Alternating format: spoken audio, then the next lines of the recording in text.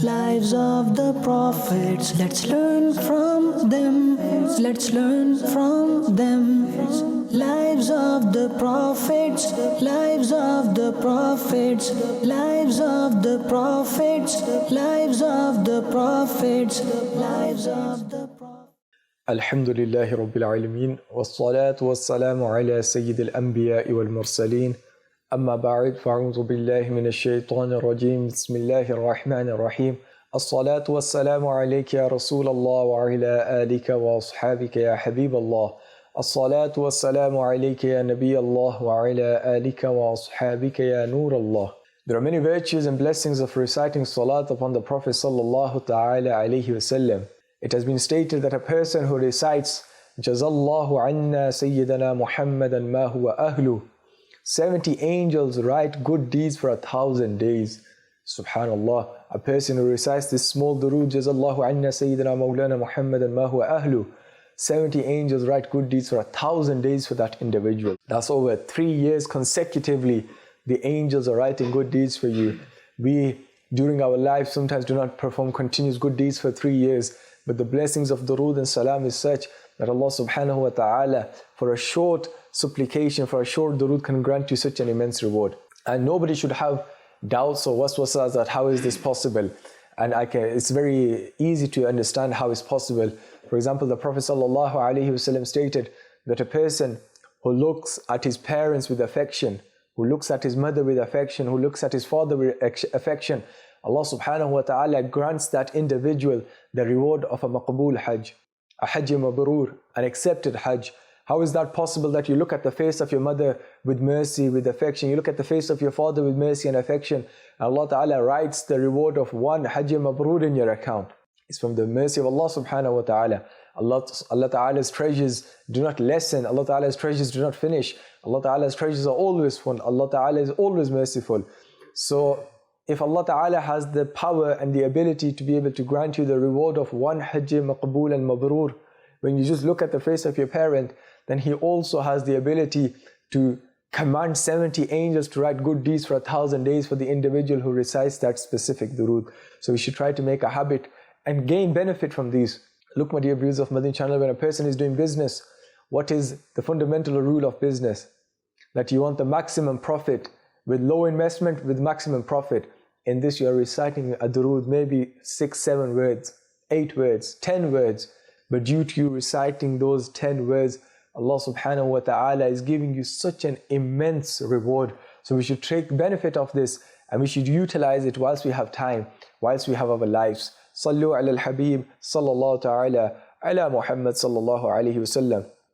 Welcome back to the program, The Lives of the Prophets alayhi wassalam, in which we discuss the different lives of the Prophets, different incidents that took place, those points in history which changed the face of modern day society, etc. All of these happened through the lives of the Prophets alayhi wassalam. And we have spoken about Prophet Adam, we have spoken about his son Prophet Sheeth. The Prophet we're going to talk about today has been mentioned in the Quran. And let's see if you can guess which Prophet this is. He has been mentioned in Surah Al-Maryam, verse 56 and verse 57, where Allah subhanahu wa ta'ala mentions 2 attributes of this Prophet. The first attribute being a man of truth, a Siddiq, and the second attribute, a Prophet. He has been referred to as Nabi. In addition, the story of his ascension to the sky has also been referred to this chapter. I think you guys are probably thinking of Isa alayhi salam, but that is not the correct answer here today. The second place where he is mentioned is Surah Al-Anbiya. Allah subhanahu wa ta'ala mentions, has been counted alongside Prophet Ismail alayhi salam and Prophet Dhul Kifl alayhi salam in amongst being the most patient ones and in amongst being those who are close to Allah subhanahu wa ta'ala. So what do we know about this Prophet? That Allah subhanahu wa ta'ala has referred to him as Siddiq, Allah ta'ala has referred to him as a Nabi, Allah ta'ala has talked about his story to the heavens, Allah subhanahu wa ta'ala has counted him along with Ismail and Dhul Kifl alayhi salatu wassalam as being the most patient ones and amongst the ones who seek closeness to him. And I don't expect you guys to have reached, but the real name of this Prophet is Khnuk or Ekhnuk, but the famous name through which he is known is Prophet Idrees alayhi salatu wassalam. Sayyidina Idrees alayhi salatu wassalam, he is one of the prophets of Allah subhanahu wa ta'ala. He's one of those special men who Allah has given wahi to. And it has been stated that Allah subhanahu wa ta'ala sent 30 scriptures to him.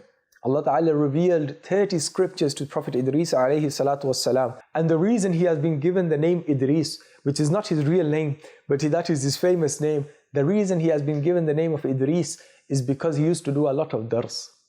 He used to abundantly preach the divine scriptures through which people, and his chosen name became Idrees, the one who delivers a lot of sermons, the one who delivers a lot of he preaches a lot of divine scriptures. Hence, he is not known, he's not famous by his original name anymore, but rather people remember him as Prophet Idrees alayhi salatu wassalam. And he was given his prophethood after Prophet Adam alayhi salatu wassalam and Prophet Sheeth alayhi salatu wassalam. And one speciality about Prophet Idrees is that he is the paternal great-grandfather of Prophet Nuh alayhi salatu wassalam. So he is a very, you could say, a blessed individual, that his forefathers were prophets, and his children and people in his generations were also prophets as well. Imam Qastalani rahmatullah alayhi writes that Prophet Idrees was born 308 years after the passing of Prophet Adam alayhi salatu wassalam.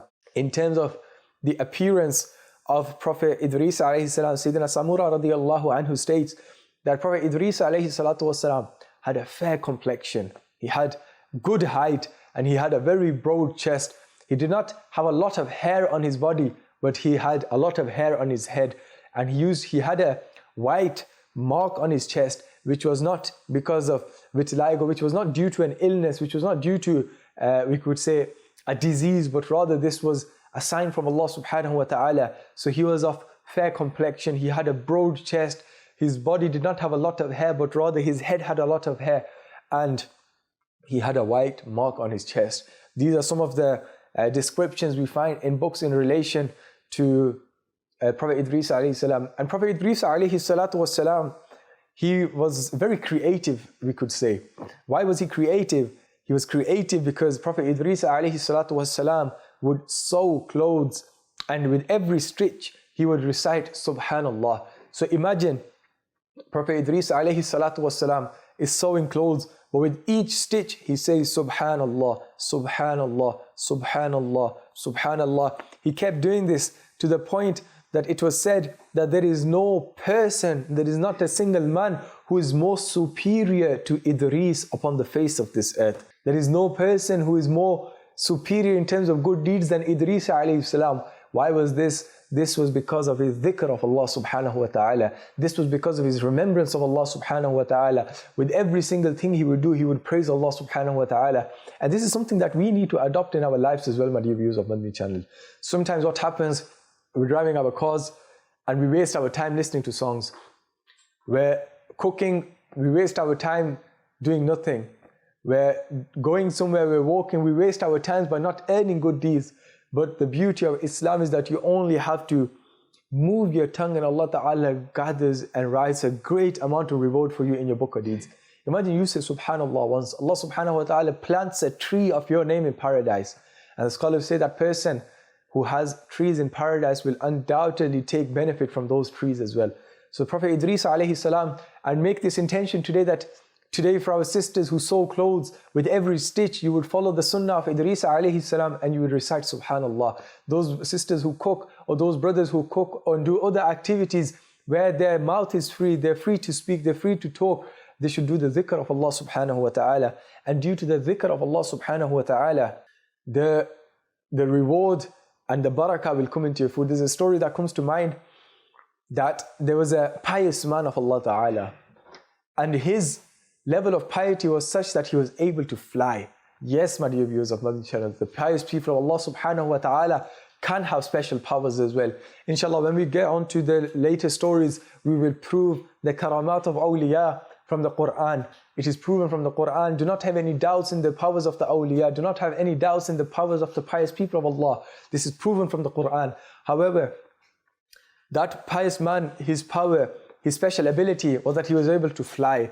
So he goes home and he says to his wife, Alhamdulillah, Allah Ta'ala has granted me the power, has granted me the ability to fly.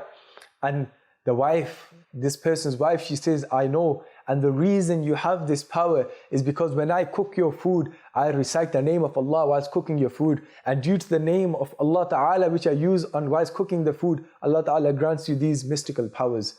Subhanallah, this is proven that when Allah's name is being recited upon food, Allah Ta'ala puts barakah in this food. Like the story of the Prophet Sallallahu Alaihi Wasallam, that the Prophet Sallallahu Alaihi Wasallam recited some verses from the Quran and he blew on the food. That food did not go down. Even so many companions ate and drank from that food. Because the name of Allah Subhanahu Wa Ta'ala was recited on this food, the food did not decrease in quantity. This is also the miracle of the Prophet Sallallahu Alaihi Wasallam. But we should try to make a habit of reciting the name of Allah upon every good thing. It has been stated that a person who recites Bismillah whilst beginning an act, Allah Subhanahu Wa Ta'ala brings that act to completion. Allah Subhanahu Wa Ta'ala's hidden powers, Allah Ta'ala's hidden help comes in that act, and that comes to completion. So before we do any lawful act, before we do any jaiz act, we should recite the name of Allah Subhanahu Wa Ta'ala. Along with this, Prophet Idrees Alayhi Salam was the first to write with a qalam. He was the first to write with a pen. He also introduced the act of sewing clothes and wearing stitched clothes. Prior to him, animal skins were used for clothing. He ﷺ was the first person to make weapons and scales. In addition, Prophet Idrees ﷺ was the first to delve into the sciences of ilm al-nujum, the knowledge of the stars and arithmetics. Subhanallah, like I was saying, Prophet Idrees ﷺ was very creative. He was the first person to write with a qalam, with a pen. He also introduced stitched clothing before the time of Idrees ﷺ. People, they would cover their bodies, they would hide their bodies in animal skins. But Prophet Idrees ﷺ, he introduced stitched clothes to the people. Along with this, he was the first person to make weapons. You know, swords and spears and shields, all of these things were granted to Sayyidina Idrees ﷺ. Along with that, he made scales, meaning weighing scales, a very important tool in our life, in our everyday life, is weighing scales. Prophet Idrees ﷺ was the inventor of this as well. Along with this, Prophet Idrees ﷺ had the knowledge of the stars, ilm al-nujum. Subhanallah, Islam encourages you to be intellectual. Islam encourages you to be academically strong. Islam encourages you to be an inventor. Look, all of these things were invented by a Prophet ﷺ. And due to his invention, due to his hard work, etc., we are reaping the rewards for this. In relation to ilm al-nujum, the knowledge of the stars, there is a very important rule that we need to understand. If a person learns astrology, if a person learns the knowledge of the stars due to the reason of finding his path, or to find out what time it is, or to find out what time of the year it is, what time of the month it is, etc., then it is permissible. But if a person studies the knowledge of the stars to be an astrologer, to tell people about the future, to tell people about the events of the future, then this is haram. Then this is not allowed. The only part of ilm al-nujum you're allowed to learn is for you to get directions and timings, to use it as a compass, etc. But you are not allowed, it is strictly forbidden to learn ilm al-nujum, to be an astronomer, to be a person who tells the future to people, or a person who can tell, who claims he can tell you the events of the future. Sayyidina Umar radiallahu anhu said, learn ilm al-nujum to the extent that you are able to find your way on land and at sea, not more than it. Meaning you should only use it to be able to find your way if you get lost. Allah subhanahu wa ta'ala mentions Prophet Idrees alayhi salam, Bismillahir Rahmanir Rahim, وَاذْكُرْ فِي الْكِتَابِ إِدْرِيسَ إِنَّهُ كَانَ صِدِّيقًا نَبِيًّا. Translation from Kanzul Iman. And remember Idrees in the book, he was indeed exceptionally truthful, a conveyor of the unseen news, a prophet. This is how Allah subhanahu wa ta'ala has mentioned Idrees in the Holy Quran. Allah ta'ala has referred to him as the truthful one, Siddiq, and a person who tells the events of the unseen. And the literal definition of a Nabi is a conveyor of the news of unseen. And this is the reason Sayyidina Idrees alayhi salam, along with other prophets, has been referred to a Nabi, because they have the ability and power to convey the knowledge, to convey the news of the unseen. Along with this, there are different types of Siddiq. The Islamic scholars have stated many ranks of exceptionally truthfulness, meaning the Siddiqeen. And the first one is the Siddiq of the lisan, the Siddiq of the tongue, the truthful of the tongue. The second is the Siddiq in his niyyah, meaning a person who is truthful in his will. The third one is a siddiq in resolve. The fourth one is a person who is siddiq in fulfilling one's resolve. The fifth one is a siddiq in his amal, a person who is truthful in his amal. The sixth one is a siddiq in his umur-ud-din, a person who is truthful in the matters of his religion. And this all comes because of the tawakkul they have upon Allah subhanahu wa ta'ala. Because one of the foundations of being a siddiq is to have full tawakkul upon Allah subhanahu wa ta'ala. In the same way, one specific story or one specific incident with Prophet Idrees alayhi salatu wassalam is that he is not dead at the moment. He has not tasted death at the moment. Allah subhanahu wa ta'ala raised him into the heavens and he's there at the moment. And somebody asked Sayyidi Ala Hazrat rahmatullah alayhi in relation to, will Prophet Idrees taste death? And Sayyidi Ala Hazrat rahmatullah alayhi, Shaykh Imam Ahmad Rida Khan, he says, indeed, because Allah says in the Quran, kullu nafsin dha'iqatul maut, translation from Kanzul Iman, every life is to taste death.